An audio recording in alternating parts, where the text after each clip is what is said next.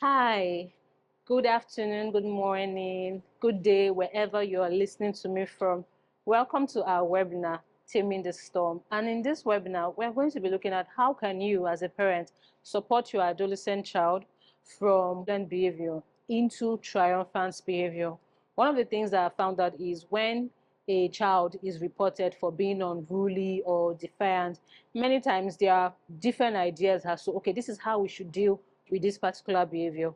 However, I'm of the opinion that the most important person involved in that step is actually the parent. Responsibility lies on you to ensure that the proper discipline is being carried out on your child. So this is what we are going to be looking at today. So please, I encourage you to be a part of it, and you can get the workbook for this particular course. More details are on the description. So thank you for being here.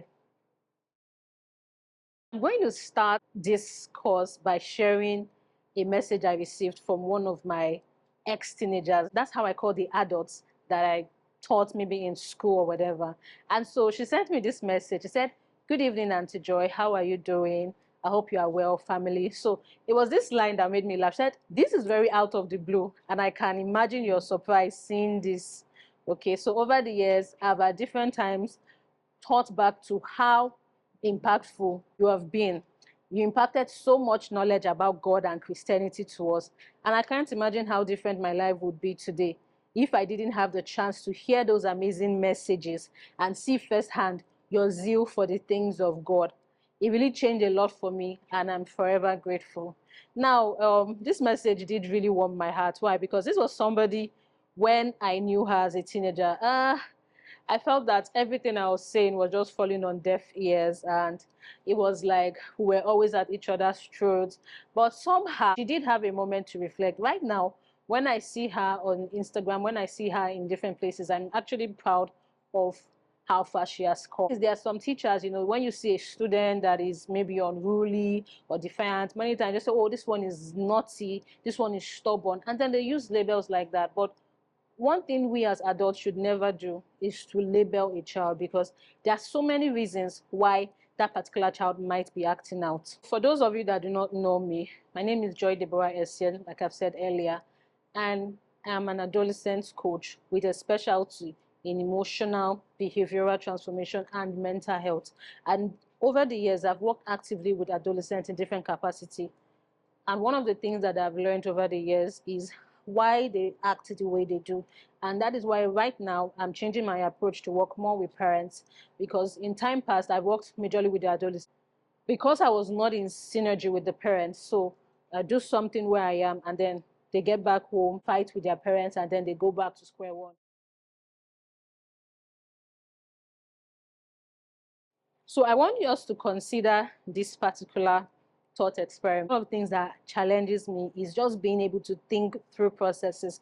And I came across this particular experiment. And one thing fascinating about this particular experiment is that it was more as a parody experiment. It's born out of quantum physics that believes that things exist in different states, and two things can exist at the same time. But for Schrodinger, so he says that, imagine that there is a cat in a particular box, and in that box there are two possibilities, meaning that, oh, this cat can either be dead or alive. All right, but if you think about it, it's not possible for us to have both possibilities at once. It is either the cat is dead or it is either the cat is alive. I want you to think of your teenager as existing inside a box. Think about whatever behavior that you see in them that you don't like.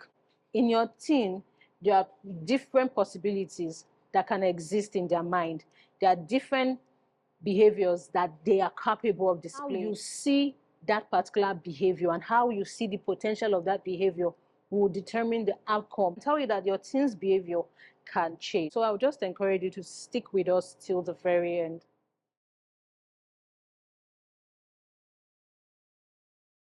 So we're moving on to understanding the storm. Why do teenagers act out? I'm going to share an experience from one of the schools I worked in. So I had just given an instruction to a group of girls, and this particular girl just put her eyes and walked out on me. And in that moment, I was like confused. I was embarrassed because it was in front of other students. And I called her back. I said, "Hey, madam, what's going on? I'm still talking, and where are you going? So, and then she just replied me nonchalantly, I'm still, well, I know what you're already saying, Joe.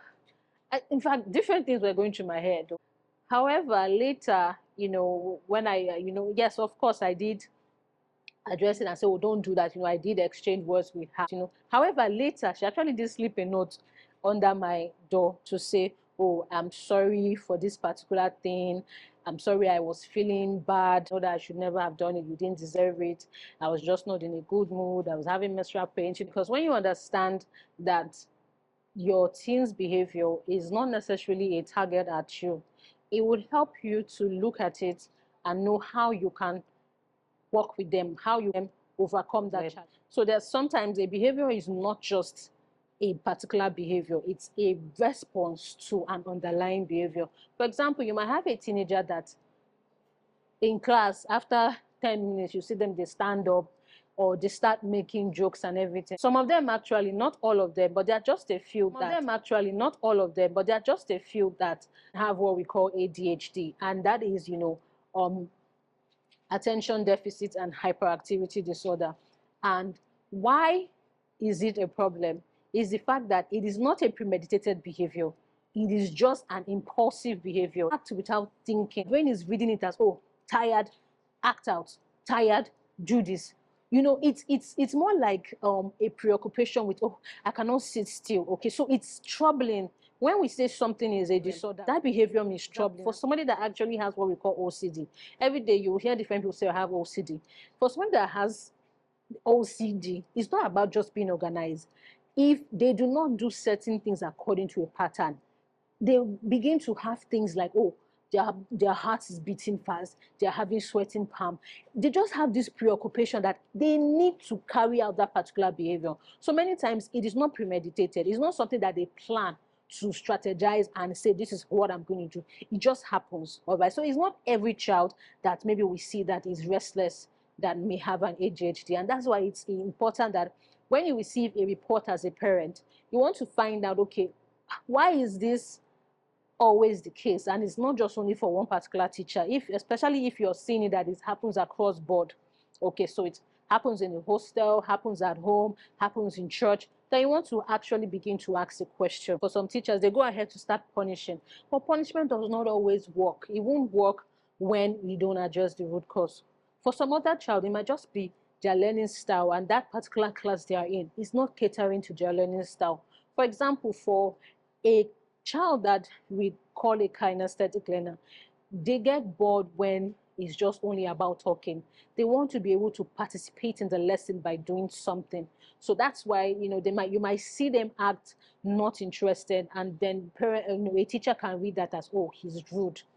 Another reason why your teenager might be acting out is it's a transferred behavior. Just imagine it, your teen is maybe being constantly criticized in school, or let's say your teen is in the boarding house, criticized by seniors, made to feel bad by their mates in the hostel.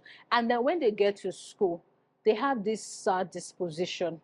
And so they act like, oh, they are not interested in the lesson or they don't care. So somehow their way of reacting to that particular behavior is, oh, they might lash out and have the capacity or the ability to lash out on the person that caused that particular behavior.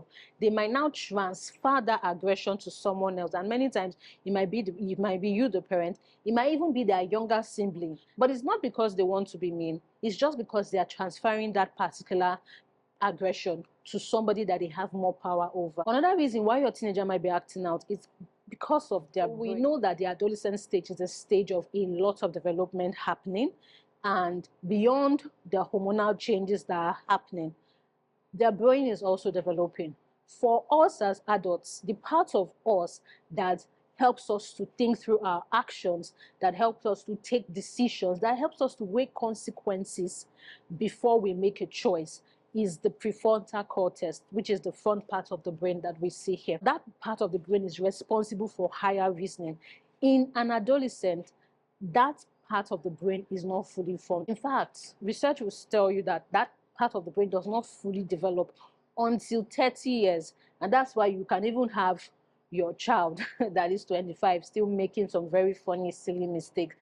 For the adolescent, a part of the brain that is really developed is their emotional brain. The amygdala is a part that helps us, that processes our emotions. And so many times they act more out of emotions, and for some of them, they are more impulsive, or just do what you feel based on how you feel. You're not thinking through. And that is why we as adults must constantly be in the life of our teenagers to guide them, to help them, to weigh their actions and the consequences before they take Another reason why your child might be acting out is emotional overload. You now as a mom, there are times where you can even be having mood swings.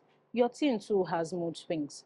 There are certain times when I worked in a girls' boarding house, there were some girls that I noticed that certain times they would have a lot of mood swings, and I just guess, oh, this one is probably on her period, so I will be more lenient, as opposed to just thinking that they are all coming at me. So different emotions can overload your teenager and affect their behavior. Another reason why they will be this way is peer pressure. And of course, we know that at this stage of life, it is a time for them to relate with their peers. They want to also be seen. They want to also feel among, want to also have some social class among their peers. Another reason why we find adolescents acting out is, oh, they want to test boundaries. They want to see how far can I go before this person was snapped.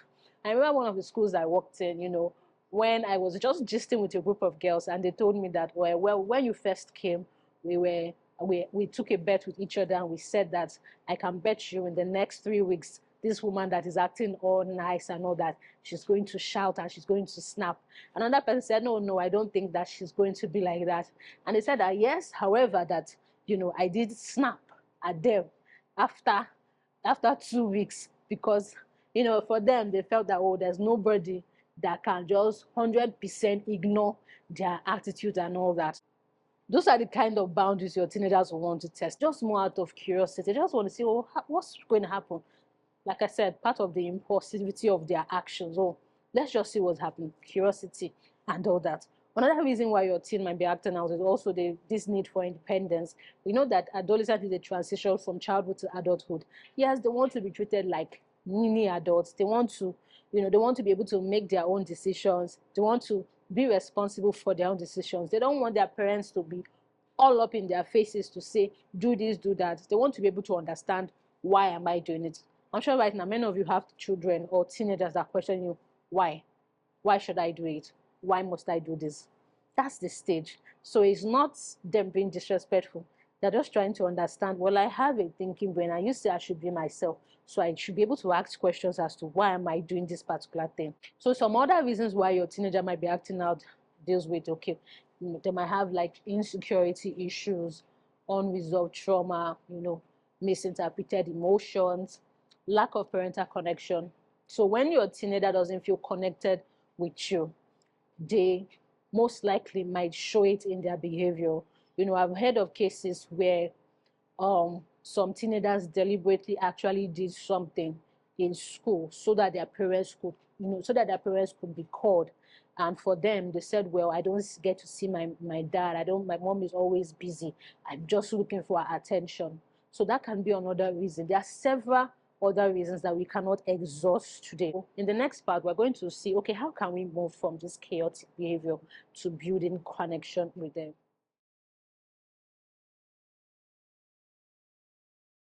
So one particular time, I was called in to intervene in a case, and I can share this because I have permission to. And for this particular, boy, he has been accused of, oh, he's a bully, he's this, he's that. And when I got to where I was going to talk with him, first thing I asked him was, how are you feeling? At first, he just looked at me like, I asked him again, how are you really feeling? And I gave him 3 choices. Are you feeling angry? Are you feeling misunderstood? Are you feeling something else? So I'd written it down, and then he circled misunderstood. When that broke down the wall that he has already held up against him, and then we did get to talk. And one of the things that we discovered, or one of the things that I found out in the course of our discussion, is that what people were accusing him for, or the behavior that they had said that he was exhibiting, was more of him trying to form an identity. And of course, when we peel back the layers as to, okay, why he was trying to form that sense of power as an identity, we realized that, okay, Back then in primary school, he was being bullied a lot, and he told himself, okay, as I'm going to a new environment, I'm going to act in a certain way so that people will not see me as a weakling. Okay, and that is one thing that every teenager need, is that they need to be understood. Their behavior should not be a reason why they are written off or segregated. Some of them, it is a search for their identity. They are trying to figure out, who am I? What am I doing here? One particular thing told me, see, I didn't ask to be born. And so why is everybody all up in my case? I've heard funny things during my sessions with them as to the reason why they behave the way that they do. I want you as a parent to actually just take a minute to reflect on what it is that you're feeling. So you've been called upon by your child's school, or you've received a report, an email about your child's behavior. What's going through your mind? You know, we have several ways that we are likely to be feeling. One of it is anger. All right, you're angry. Oh, this has messed up my day. This has interrupted what I was doing. Another way you might be feeling is you're embarrassed, because it's like, oh, why is it only my child? Why is this child doing this? You might be a minister, you might be a well-known person, and it's like you are an example that people follow, but you are not able to pass down this example that people look up to and admire to your child. And so for you, your child might be a source of embarrassment. Some of you might be sad because it feels like you're failing as a parent. It's like nothing you're doing is working. And some of you might just feel frustrated. It's like, you know what? This gentle parenting, everything we have tried is not working. I give up. We're going to be strict. And once the parent told me she took her child to this correctional center, because it's like every single thing that I tried didn't work out. So she was going to take him to Iron Fist. And so I read a funny account one time where, you know, the parent said, oh, you were tired of talking to you. And this one was even an older adolescent, I think 23, 24, were tired of talking to you. You keep coming late.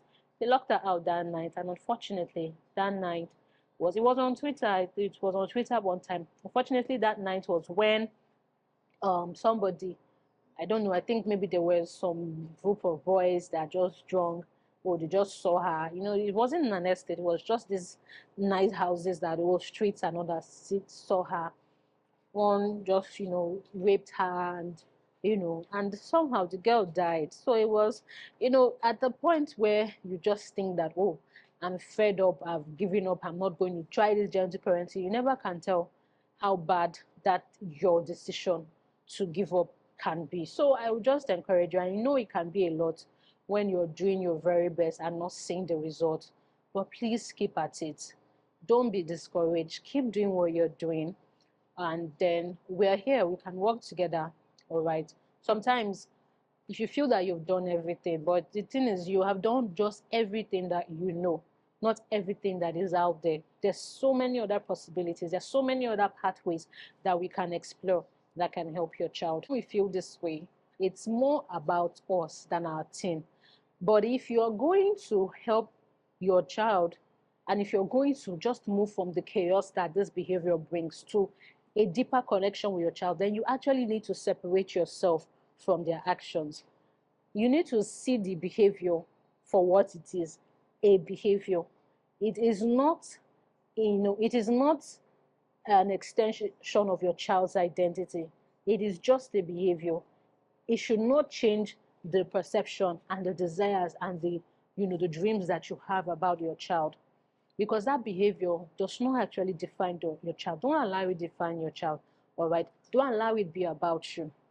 Take a moment to reflect. Take a moment to say, okay, let me see how I can help you. One of the things I tell my teenagers is that, see, don't think that your parents will always be there 100% for you.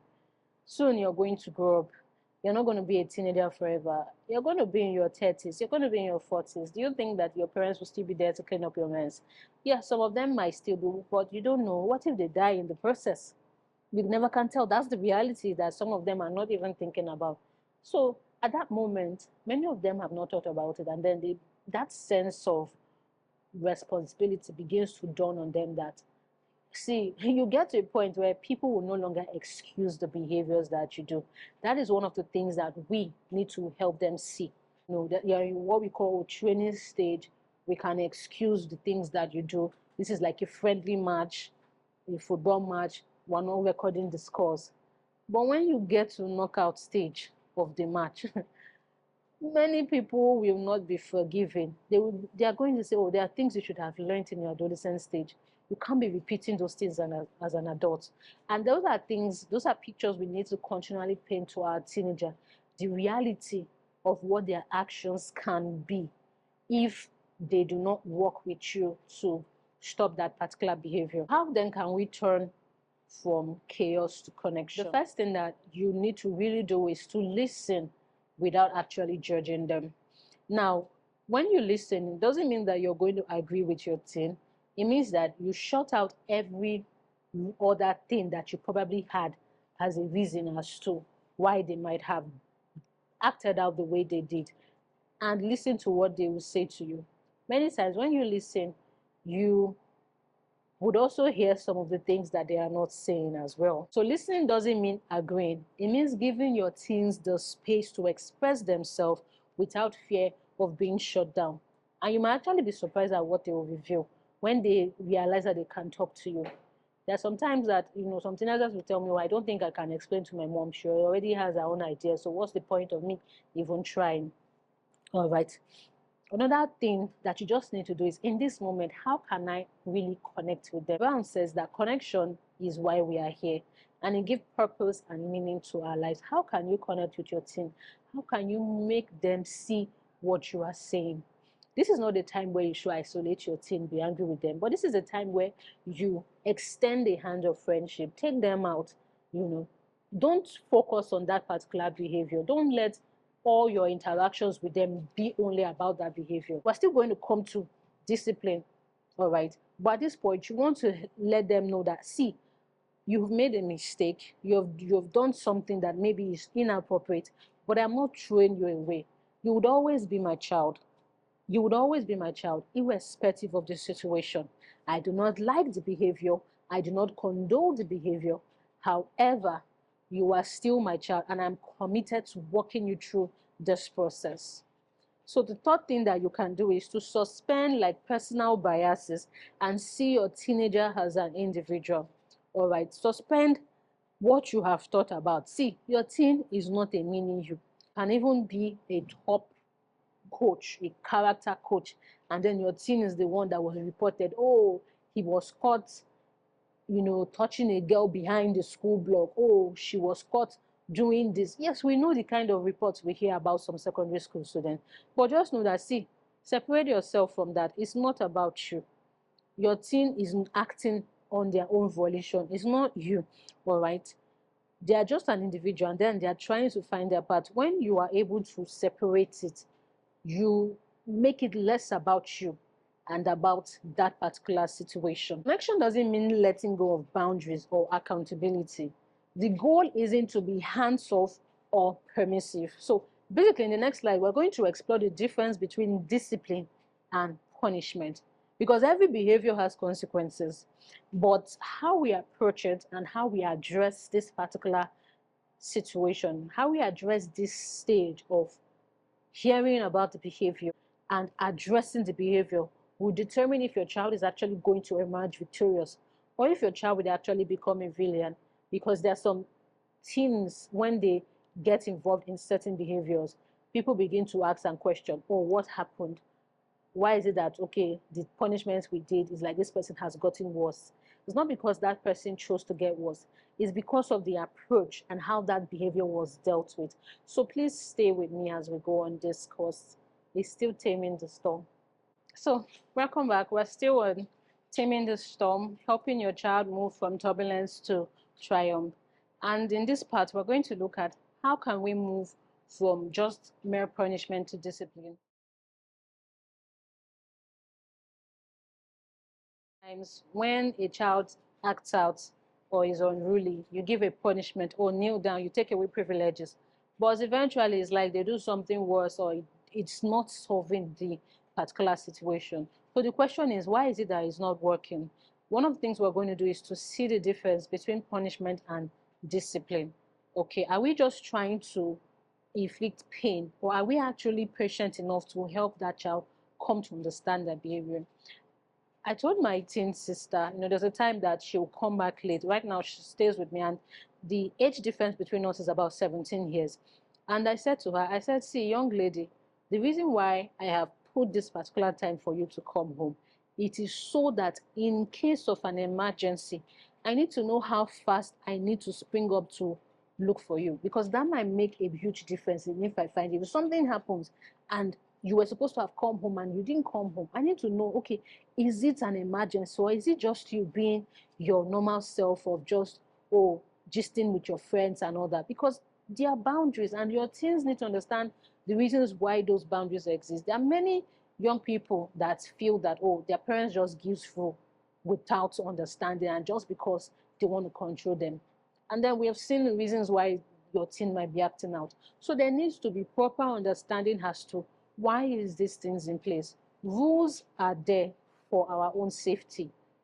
Boundaries are there to protect us. And how can we then move from punishment to discipline? Well, one thing that we need to look at is the difference in the word. Now, the word punishment comes from the Latin word. If you check online, check your dictionary, you're going to see different meanings. But for here, they'll say that the word punishment comes from the Latin word piona, which is from the Greek word pione, which means recompense, all right? And it means penalty, it means pain. It means that there has to be, for an action or for a behavior, there must be a penalty for that particular behavior. And the goal of that particular thing is to cause pain. Discipline, on the other hand, is from the Latin word, disciplina, and it means instruction and training. And then some other explanations will tell you that it is derived from the root word discern, which means to learn. So what is the main difference between discipline and punishment? We're going to look at three major differences between the discipline and punishment. So there's punishment and the purpose. The first one is the purpose. Now, many times when you look at the punishment that is given to a teenager, or to a child that has been naughty, it's just to inflict pain. And then you feel that, okay, when I make this child feel this pain, then it's going to stop the behavior. So punishment is focused on the immediate compliance. So punishment is immediate. Oh, your child has done something and immediately you act out, and then you want that behavior to automatically stop. It might not. You're going to see what that thing will eventually be doing in your child. And then you actually notice, even for when you have a child that is even way younger, you're going to see what it's also doing to them. The second reason, or the difference for discipline focuses on teaching and guiding the child to understand their behavior, why it is problematic, and how to make better choices. So that's the big difference between discipline and punishment, is in the purpose. That is what it wants to achieve. Some teenagers, they don't even know why their behavior is a big deal. They can tell you, after all, my mom does it. All right. So, you have a parent that might complain, oh, my child is mean to their younger ones. But after all, my mom too also shouts at them. So why can't I correct them? So the way they think can be quite funny. So they're not really able to distinguish from certain things. So the second difference between punishment and discipline is in the impact that it brings. For punishment, it builds resistance, resentment, and fear in the child, leading to a lack of trust or connection. Imagine a 2-year-old child. Maybe you tell the child, don't go here. The child goes there. You say, don't go there. The child goes there. The next thing you do, you spank, you beat. The child might stop going there, not because they understand why they should not go there, but they will stop going there out of fear. It's the same thing too with an adolescent. So if you're still beating an adolescent, you're not going to achieve much with them. What most times you're going to build in your adolescent is resentment. That's why you can see they can become hostile. You beat them, you shout, don't do this, don't do that. Already there's fear in the house. When their daddy, mommy is coming back, they run to their rooms. Because the impact of what you're trying to do to stop a behavior, to transform something, is not working. It's seeking an immediate solution, and so it will not have much effect. How is it that you have a child that was, in quote, raised in a strict home, and the first instance of freedom that this child experienced in, let's say, university. You're getting report, this one has started doing weed, or this one is going about sleeping in men's house, and you're like, we don't do that here. But was there really a connection built with that particular child? Or was it just every instruction and rule given to them was just born out of fear? Oh, do not forget us. This is who we are. Don't bring shame. You cannot help an adolescent that way. You cannot change or transform a behavior with fear. Discipline, on the other hand, fosters awareness, accountability, and self-regulation, leading to growth and improvement over time. There is an understanding as to this is why we are doing what we are doing. This is why your action is problematic. And in that case, your child is able to self-regulate when they find themselves in a similar situation. They remember, oh, this is a problem. This is why my mom was upset about this behavior. This is why this behavior is troubling.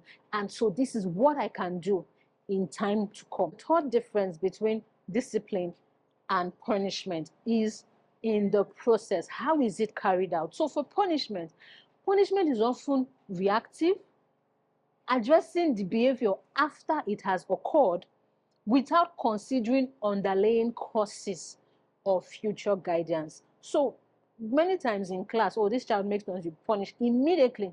You don't even want to know, was he talking because he was trying to ask the question?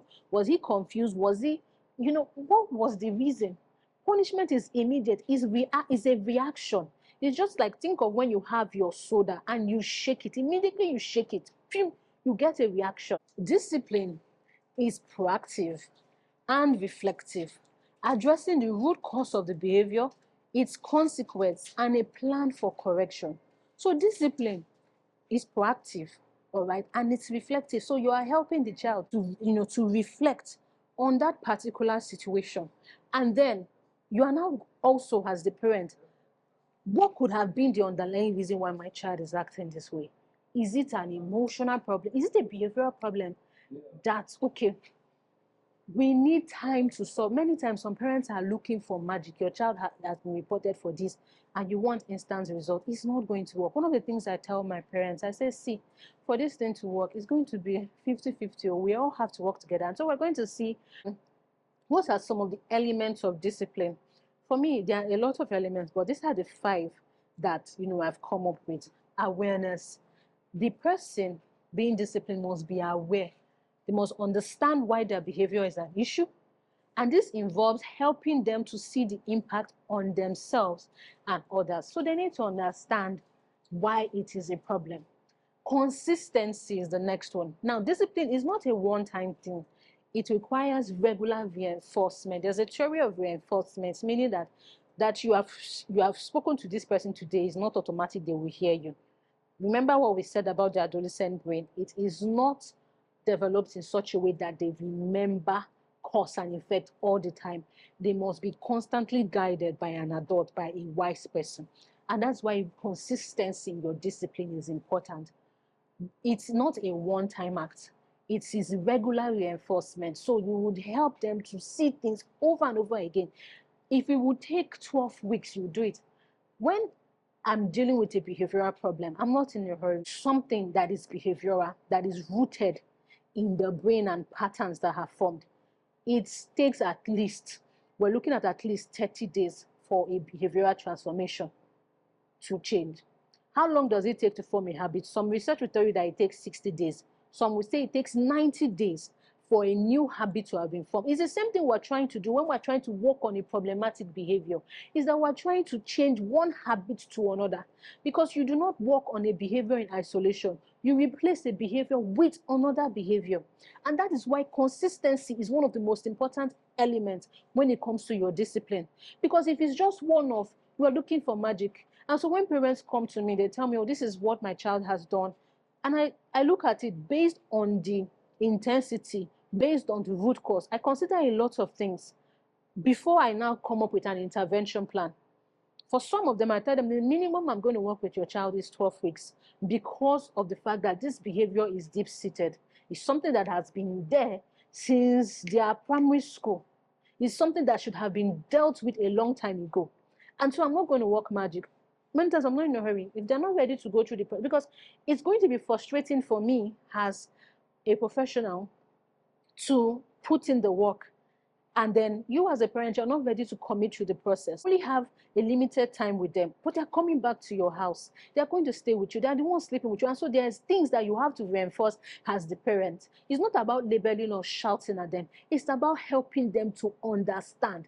Even if it takes you 30 days, you will commit to the process.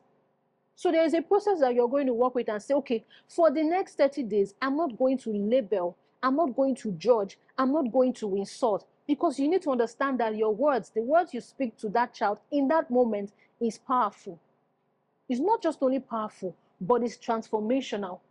And so they are picking up things. Whatever you are saying, they are going to be picking it up, and it will reflect in their behavior. So consistency, it is one of the most important elements when it comes to discipline. There are some things that you're going to even need to stop doing when it comes to disciplining your child.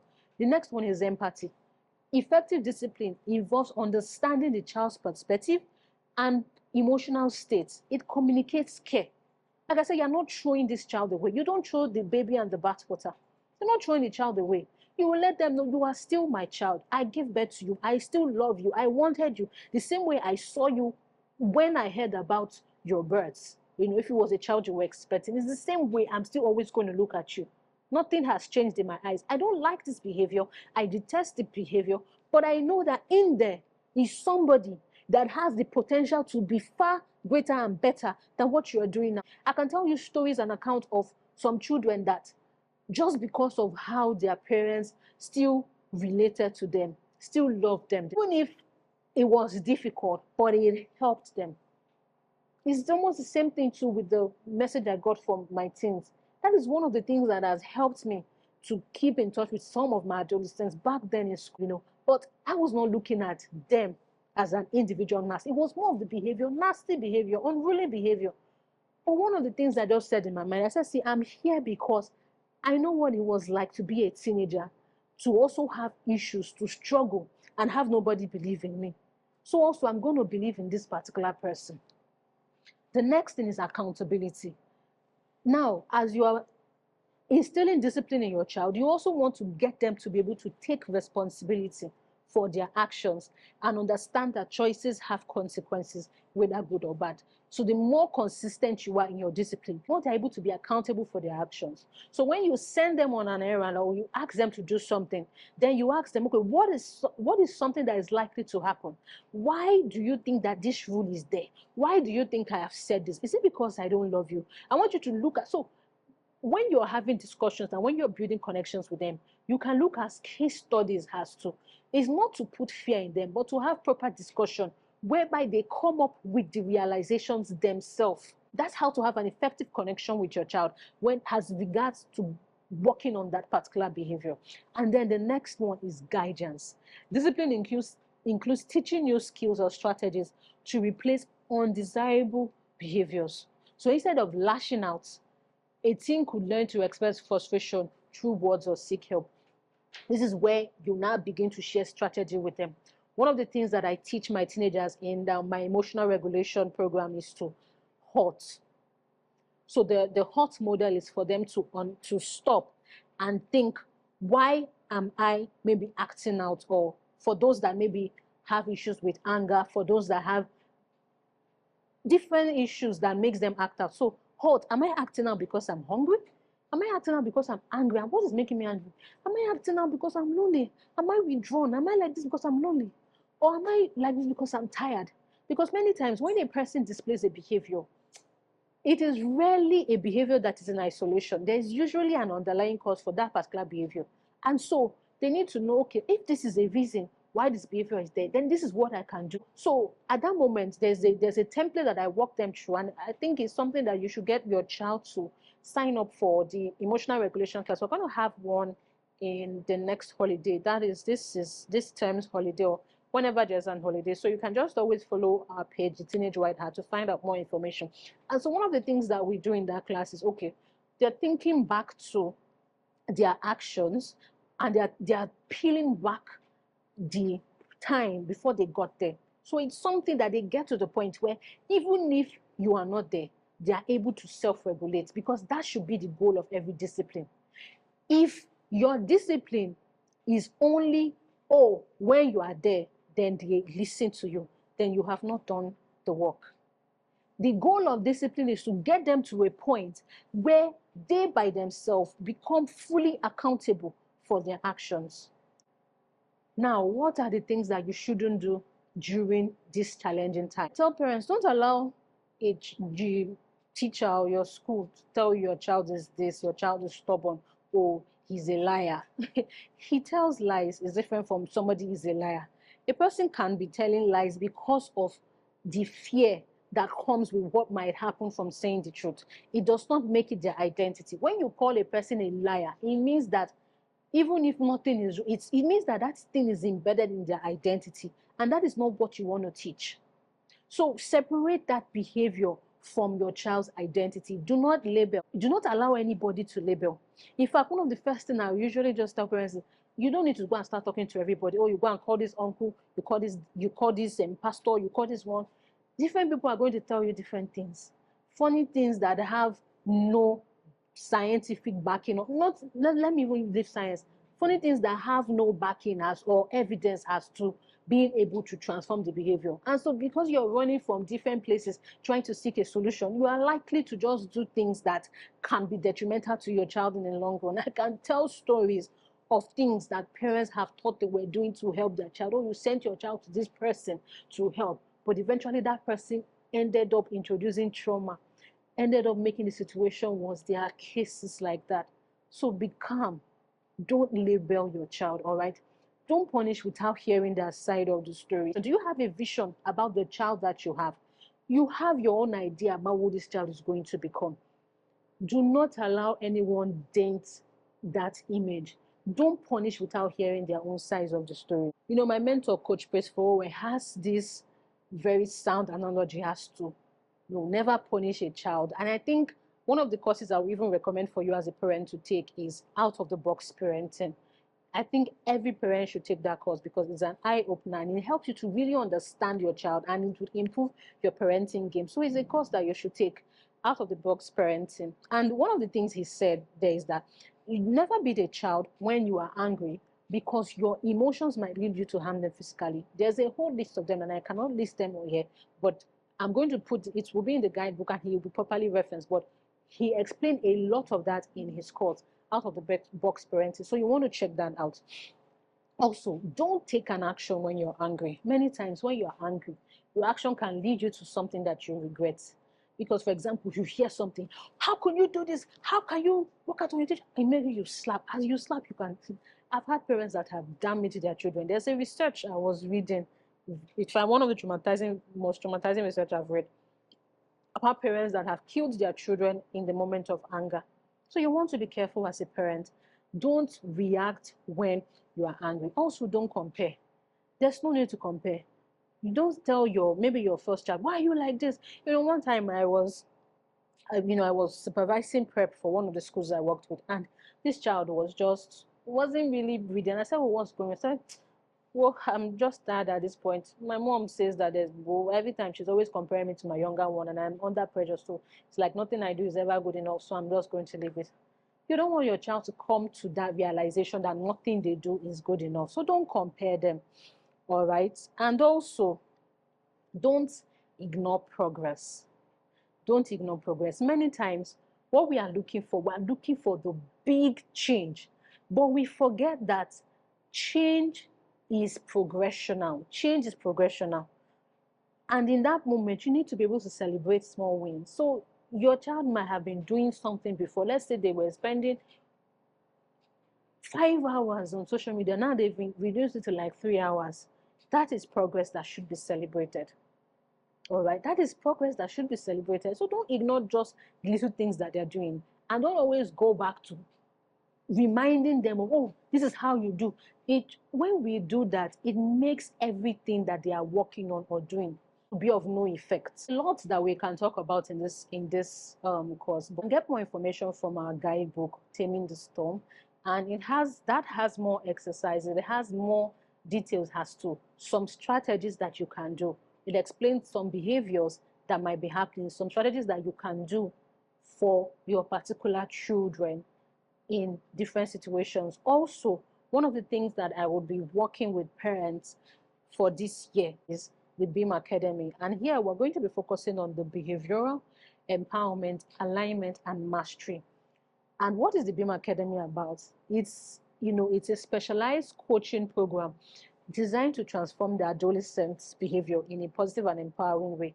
So it's something that we do hand in hand with parents. It's not something that we are going to work alone by ourselves. Yes, obviously, it's a group coaching. And what we offer is that it's going to be a safe space for teens to explore and improve their behavior. We're not going to talk about, oh, this is the behavior that maybe made you as a parent bring your child into the academy. But there are collaborative exercises that can help and improve their psyche to just begin to think more about their actions, all right? We're going to be looking at practical tools for emotional mastery and discipline building. So one of the things that we're going to be really sharing is a lot of self-regulation tools that teenagers can use to manage their emotions, because most of these behaviors, that's for those that do not have an underlying cause, for those that the behavior maybe is not rooted in something psychological. One of the first things we're going to do in the academy is we're going to have an assessment. When you say your child has this behavior, we're going to have both an assessment for the child and for you, for just one parent. Okay, we're going to do the assessment and see and create pointers as to, okay, this is your child's personality and this is some of the reasons why your child might be acting this way. So it's going to be a comprehensive program, and it's a group coaching, so this is going to be more affordable than a one-on-one coach. To have a behavior that you've been working with your child on, I would encourage you to just get them to be involved in this, to get them to be a part of our academy. Yes, the cost for the BEAM Academy is 70,000 naira for 6 months, but there's an early bird offer if you sign up before the 25th of January. So if you sign up before 25th of January, you'll be paying 55,000. And the reason why it is this, because for those of you, so for parents that worked with me before, if you know how much my one-on-one coaching is, but because it's going to be a group coaching, and then we're also going to do assessment. So one of the things that we're also going to do is we're going to divide the teens into cohorts of 10 so that there is a mentor that has a one-on-one touch, because we are not doing magic when it comes to transforming a behavior. We are doing our best to ensure that every child is related to, every child is seen and listened to. That is the goal. So that is basically what you'll be paying for the time of the mentors to work with them. And it's going to be really, really powerful. The curriculum for this BEAM Academy is rich. We've come to the end of this webinar, and I want to thank you very much for being a part. Thank you for staying till the very end. If you want to connect with me, you can reach out to me. My email address is helloauntyjoy@gmail.com or at theteenagewhitehat@gmail.com. You can also send me an Instagram message at the teenage_whitehat.